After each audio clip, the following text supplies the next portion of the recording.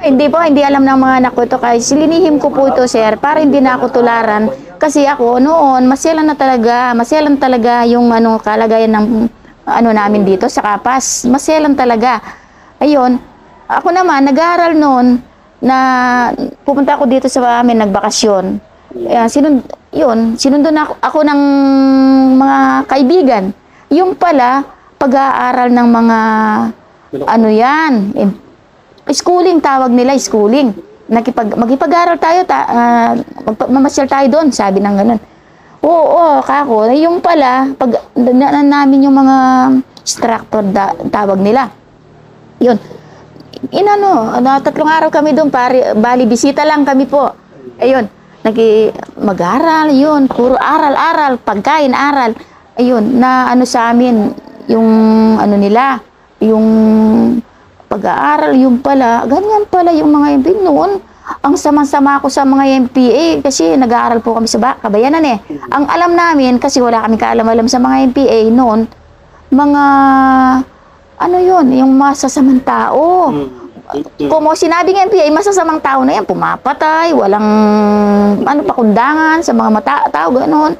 Yung pala, ang nila, at saka yung pakikitungo po sa mga tao, maganda. Ginawa kami talaga na bisita, kami, inahayin yung pagkain, kain na tayo, kaibigan, inahamo kami, hanggang napahamo kami, sir, ganun. Tumagal ang namin. Nang natuto ako, ganyan pala yung pinaglalaban nila ako. Kasi po, natanim sa isip ko yung magandang ugali, magandang pakikitungo, at saka yung mga pinaglalaban nila, maganda pala, hindi pala masamang tao itong mga ito. Takot ako po nun, talaga. Nakikita ko lang yung mga talagang, sarado ko na yung pinto namin. Kasi nasa bundok kami po eh. Sarado ko na yung pinto. Ayun na, may baril ako. Sarado ko na. Ba't mo sinara yan? Hindi.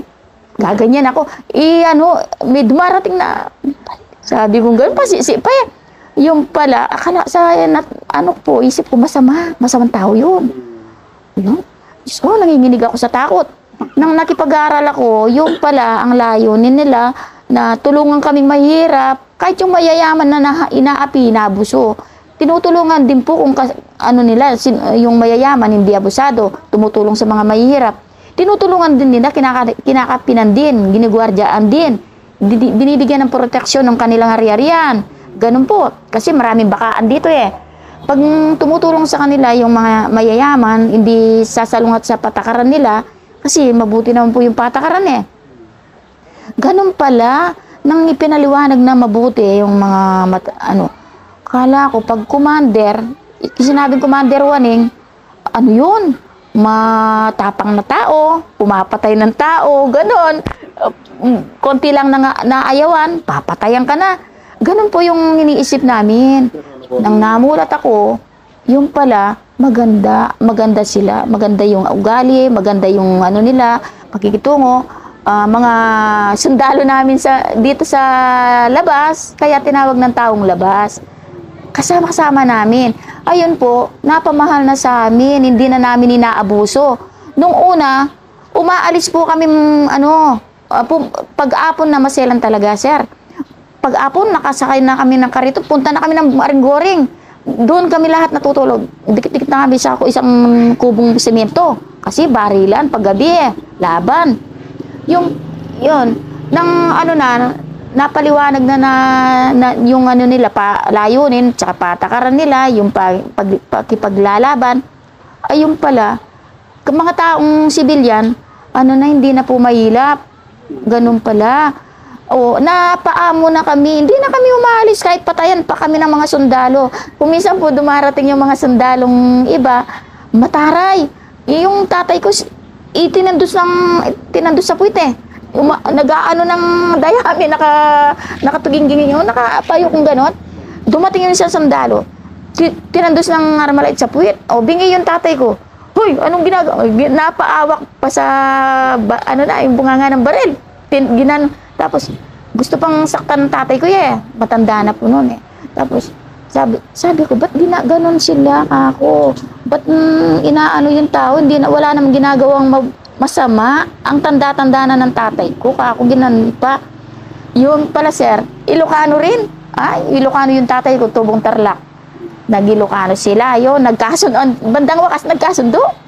O yun, ganun pala. Nung nung sinabi niyo na nag-aaral kayo ng college noon, high school? Hindi po, second year high school po na hindi po ako natapos ng Maselan po eh. Tapos, saan po kayo isinama na mag-schooling? Saan lugar po? Dito lang po, dito sa Talasusong Dalaga. Tapos po, umiikot kami dito sa, Bukot Baboy po ato yun. Bundok. Bundok yan. Di ko na po ata natandaan eh. Dulo ng Patling? Hindi po. Binyayan. Opo, gitnaan ng Patling siguro yan, Binyayan na yan. Tapos, dito sa San Anton, San Anton ay yung papunta ng Tarlac yan eh. Punta kami doon. Western tawag nila. O yun, papuntang Western. Nakarating po ako doon eh. Nag-i-schooling yung mga, dinadaanan namin, may bahay-bahay silang kubo-kubo. O yun. Pag dumating yung mga baguan, kung kasi wala pa po silang kamulatan, ipaliliwanag namin yung nila, yung unang paliwanag, papaliwanag namin para kontento sila. O yun, ang sa pakikitungo at sa paglaban, namin po. At saka yung libro nila, babasahin mo, papaliwanag mo. O yun, ganun lang po. Ilan po kayong nag-schooling noon sa Kilusan? Ay, marami po yung mga kabataan sa isang baryo. Pag nagyaya yung mga sa gabi yatang kumukuha yun. Tapos pag umaga, sino po yung pinuno ng NPA na po nun? NPA na po, 1973. Anong taon po nun? 72 po ata yan to 7. Umpisa ng 71 to 72. 72. Tapos bago Marcelo? Opo. Tapos sino po ang mga pinuno o commander nung mga panahon na pumasok po kayo na... Dito po sa Kapas, yung si Cabelo, si yung una si Apondado, tapos si Isabelo, Commander Pileno. Yun, patay na po yan. Patay na siya. Kahit si Apondado, patay na eh. Yun si Puto, si Commander Puto, patay na rin yun. Sa Santa Lucia? Yun. Yun po yung humahawak dito sa kabayanan ng Kapas. Yun. Sino po si... Commander, yung si Apondado, yun pinakamataas eh. Tapos si... Layog yan eh, Layog. Oh. Si Apong Waning naman, dyan sa Santa Rita, papuntang Concepcion, patong Concepcion yan. Hanggang doon. Yan siya si Juanito Rivera. Oh. Ano pangalan? Juanito Rivera. Napuntahan po ninyo yan, di ba? Yung si Commander Waning. Si Commander Waning. Santa Rita. Oh. Santa Rita. Saan po ang area ninyo nung natapos na kayo mag-schooling? Saan po ang nasasakupan ninyo nasasakupan ninyo yung area ninyo? Dito lang po sa SK, sa Sapang Kawayan, hanggang sa Aringoring, gano'n. Ikot-ikot lang. Ikot lang po kayo. Ikot-ikot lang. Pero po ako, hindi ako naglalakad ng ikot-ikot na ganyan, sir. Ano lang po, steady lang po ako. Kung tatawagin ako sa isang, schooling. Tapos marunong po ako sa medical. Kumisan, nagre-reseta lang po kung may sakit. Yung mga, kasama. Nagre-reseta po, yung binibili nila, i-reseta ko kung anong kailangan na gamot na sa may sakit. Ganun lang po. Kaya, yun lang maitulong ko sa kanila. May armas din po kayo? Ay, wala po. Pero pinapaaral ka po ng bilang manggagamot. Pinaturuan ka. Seminar lang. Seminar sa San Fernando, ng doktor. Nagsiseminar. Pinapadala po kayo ng Kilusan? Nakikipagbisita sa seminar, ganun. Yun po siguro, kasi may sumusundo sa akin ng ganyan. O, yun, pag namin, parang nakikipagbisita po. Tapos, tinuturuan kami kung itong klaseng gamot na to, ganun. Para sa ganyan po. lagnat? Ganun. Para sa lagnat, ganyan yung dosis, ganyan. Kaya alam ko po yung gamot. So, ang ginagawa niyo pala, kayo ang bali medical Tumutulong po sa medical. Medical officer or medical person. Gano'n. Opo, personal. Ah, Kasi po may dadatan akong doktor yung doktor talagang wanted na, hindi na makakaano sa, opo, hindi na makakapunta sa lab, kapa, bayanan, ganon. May marami nang kilala. Kaya ako na lang ang inuutusan Kasi natatandaan ko lahat ng inaano nila, natatandaan ko. So, parang kayo po yung liaison officer. Oh. Yung kayo ang bali, punta ka din so, Opo. Gano'n. Ilista mo yung kailangan na Kung ano bibilin, gano'n. Lista lahat po yung gamot, tapos ipatanong sa kapwa doktor na kung paano gagamitin, kung paano, kung ang i-reseta, kung yung pag-inom, ganun mo lang po. May mga pangyayari naman po na may tinamaan o mayroon yung nabalian ng paa, gano'n ang ginagamit ninyo. Opo sir. Ganun. Paano po ginagawa ninyo? Hindi, yung linilinis muna, lilalanggas. Kung minsan kung walang magbuksinada, lalanggasan muna ng daon ng bayabas. Papakulo. Yung natamaan, tapos nabiyak yung laman. Oo. Alanggasan muna, linisan bago lagyan ng gamot. Ganun. Pag walang gamot talaga, first aid po yung mga daon-daon. Maraming daon na pwedeng sa may sakit Ganun po yung una yung lilinisan ng doktor. Pangunahin yun. Kahit basan lang na kamiseta, ganyan nila, linisin na mabuti, tapos ipapatuyo po. O sa kumukulong tubig. Yun ang gagawin nilang bulak. Opo, ganon. Sa kumukulong, pinakulong daw ng bayabas. Ayun, yun, gagawin ng ang hirap na, talagang mahirap ang kalagayan ng MPA. Kung titingnan mo lang po, kahirapan talaga yung dinanaras nila, pero tinitiis nila. Wala man po sahod. Minsan, dinanasan ko pa yung walang pagkain 1 linggo. Talbos ng kamuti, lumalim itong, lumalim itong ilog ng Kapatyan. Ang 1 linggong umuulan, yung 42 days na umuulan. Tapos walang pagkain, yung mga kasama namin nagtatay na sa talbos ng kamuti. So, paano po ginagawa ninyo? Inom na lang pong tubig na mainit. Galing sa sapa, papakuluin sa boiler. Timba pa po yung, tukong, yung lata. Okay. Papakuluin yan, yung kukuha ng tubig sa sapa, tapos papakuluin. Yun, pag kumulo na, iniinom namin po kahit, medyo, mamamatay ka kung din po, iinumin yan Saan po nang gagaling yung pagkain ninyo? Kung minsan po meron, kukontakan nila, maaawa yung tao kung may kaya sa buhay, magbibigay pong konti, ilulugaw nila yun. Ilulugaw, tapos lagyan lang ng asin. Yun ang lagay pa sa sa buo ng, itakin lang yung buhok mo gano'n. Tapos, lagi sa buo, bawat isa bibigyan ng gano'n.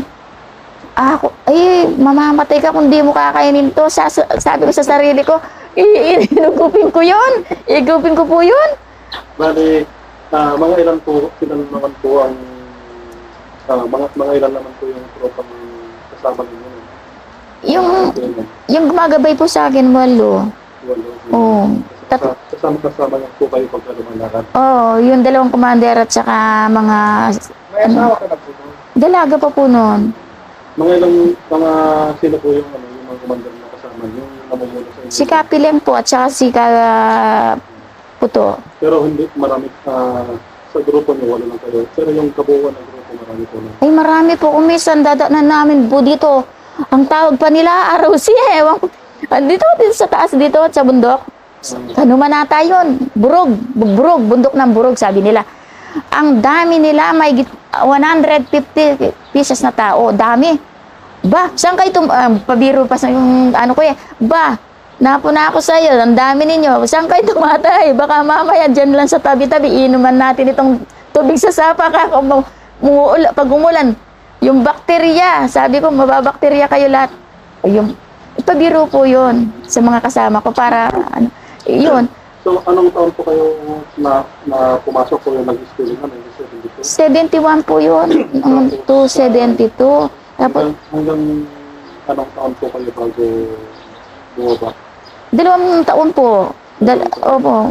Hindi naman kayo nag-surrender o hindi naman kayo nakapagod? Ano ko sa pamangking kong BSDO, no? Yung BSDO, tawag nila BSDO. BSDO. Si FDF. Barangay Security Opo. Defense Unit. Kasi po wala naman na meron akong Sino po yung ano po pangalan ng pinag-surrender niyo? ito pong namatay na nga, bago pa lang pong namatay si Roelio Sikat. Tawag nila Elyong. Dito chief ng dito sa Kalumpit. Kalumpit po. Kalumpit. Oh. Dito lang po sa Ringgoring, sakop ng Ringgoring. Barangay Captain Sikat, yung namatay. Hindi po, kamag-anak namin po 'yun. Chief ng BSDO. Hindi man alam nagulat nga nung ayaw ko na ako, mahirap talaga mamamatay ako diyan. Saka po ina-examine ako ng doktor kasi bola ko na wala akong ng malay sa sobrang pagod sa paglalakad. Yun, nang pumunta kami sa kabila, napagod ako. Yung pala may side effect yung puso ko. May ako sa puso. Kaya bumaba akong kusa, hindi ko na kaya po kaya pundado. Hindi ko na po kaya. Kaysa naman sa mag-surrender ako, tapos isasama ako ng mga sundalo. Siyempre, hindi nila naintindihan yung patakaran po. Kako, sama ako, ipapahuli kayo, magagalit kayo sa akin, kako. Sabi ko sa matandang pinuno, hindi ko na po kaya, magliligal na ako, huwag kayong magagalit, magpapaalam na ako kasi alam naman po ninyo, ito ang findings ko. May diferensya ako sa puso, kako, lolo, kako. Ayun po ang dahilan ng naglaylo ako noon. Nagbaba na, hindi na ako kumilos. So, pinayagan naman po kayo? Payag po, hindi naman po, wag ka lang magtaksil sa kanila. Pag ka, tapos sinabi ko sa pamangkin ko, nagulat nga, ibig mo sabihin, tita, ka, sinama ako kasi, tapos hindi na sinahuli ka ako, ako, takot naman akong umuwi, baka mamaya, kung pilitin kong umuwi, papatayin ako. Sino naman po ang nagsama sa inyo sa bundok nun para mag-student? Yung pong mga babaeng dumarating sa kubo namin, patay na ngayon si Casely at saka si Belinda. Bali saan po ba kayo nakatira mo? Diyan po sa bundok ng, ito lang po, itong diretso. May bahay kami dito sa kabakasan ng tulay dyan, sa tulay na mahaba. Yun. Dito, ito lang po, itong daan na to, paikot, sa wakas. Nagpaalam po kayo na magulang mo noon. Hindi man po bali tumakas sila. Yung nanay ko, halos mabaliw na sa kahanap Yun, iyak nang dumating ako. Pinasundo ako dito sa Santa Lucia, bumaba kami. Nagkasakit ako matagal kasi bawat lakad ko, papagod po ako, hingal. Kasi yung puso ko. Pero pinagamot ako. Bago ako binaba, nagpaalam ako mahusay. Tapos, bago ako binaba, pinagamot po ako sa San Fernando. Yun po yung na-experience niyo po ba na yung grupo ninyo na sinasamahan pagka naglalaro kayo o yung sa nagpupunta kayo sa mga lugar, na-encuentro kayo ng sundalo? Ang naranasan ko po, hindi ganun, hindi sundalo yung na-encuentro namin. Mga 8, dito sa Lawi, pumunta sa mga bundok-bundok dito sa San Anton. Tapos, paparating pala yung mga BSDO. Paparating pala yung mga BSDO, sir. Tapos sabi ng nagbabantay sa taas, nakaakyat sa kahoy yung nagbabantay, isa. May sinyalis sila. Tapos, kami naman, naglalabas sa sapa, dinalabang ko yung damit ko, may bantay akong 2. Sabi nila, kasusan, sabi nila ganun. May parating. Alisto kayo kana, mga best deyo. Ilan? Mga 3, mga 4. Tapos, pala, 8 yun, nakaano lang. Nung natanong nila 4, tapos 8 pala yan, nag 200. Paro, sabi, mamaya-maya, na yung commander, linigaw ng commander po kasi kasama ko Kasama ko, baka mamaya di ko alam yung gagawin ko. Cargo po nila ako kasi babae. Yun, ininigaw ng commander, tumakbo at tapos nagputo ka na po, yun. Iniligaw ng commander, ganun po yung ginagawa nila Nagputo ka na doon. Commander na kasama niya. Si Kapilan po. Ano po yun? Namatay sa Nueva Ecija yun. Sino ba? Hindi, mismo yung mga kasama na, balita ko po, ganun. Ay, pinatay siya. Mismo yung mga kasama niya, ganyan po kasi yung patakaran eh. Pag nagdaksil ka, mismo yung mga kasama niya, sinundo sa Nueva Ecija, pinatay. Kasi nagdaksil sa kilusan. Kinuha yung asawa ng may asawa.